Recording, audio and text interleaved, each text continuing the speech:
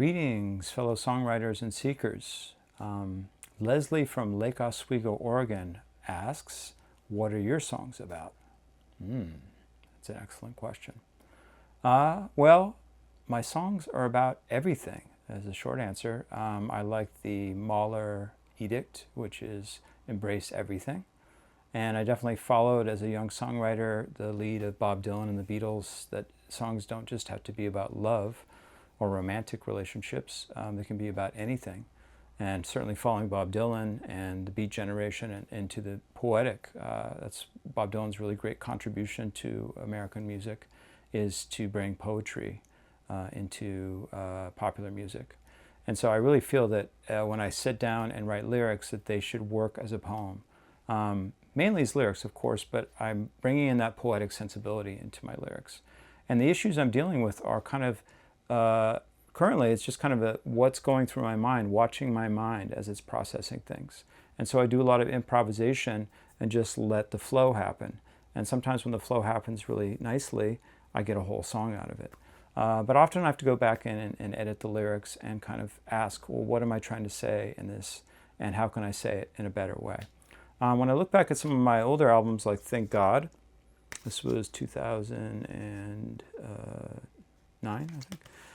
This album was really about, obviously the title, Thank God. It was about religion and really mortality, like dealing with death and confronting my own mortality. My mother had just passed away when I wrote this album. And so I was being faced with not only my mother's death, but everyone else's death and my own death. And those are pretty sobering topics.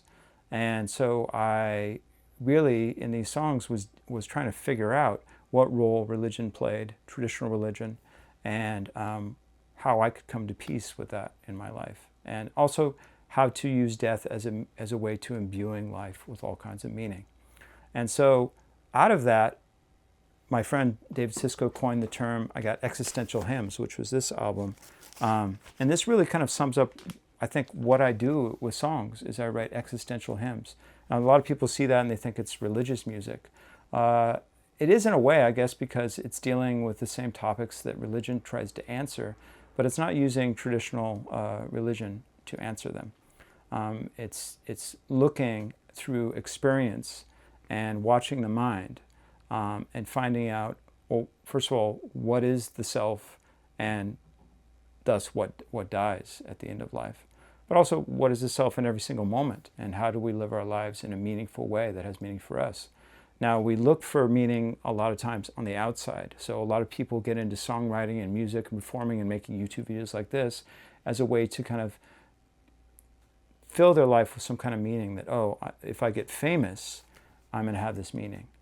Well, that's unfortunately a dead end, as we see with people who are famous that are not happy, that don't get that fulfillment. And a lot of times they fill it with drugs or all kinds of other excesses and often die young, feeling very unsatisfied with life because they followed that dragon down that hole.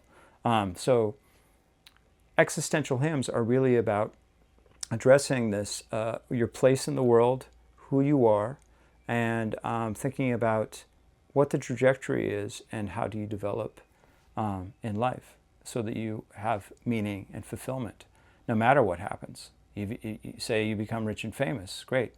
Say you don't, and you live in obscurity.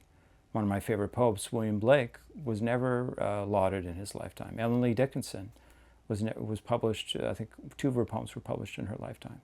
So what does that mean? I mean, can we make peace with that? So my songs are really about tackling these issues. But once again, I can write about anything and still imbue it with this kind of existential aspect. That's the hat that I wear, and the poetic aspect. So that's what I try to bring to my songs. If you want to check out some of my music, there's a link down below to Spotify and iTunes and also my website. And I look forward to hearing some of your music. So until next time, best of luck with your songwriting.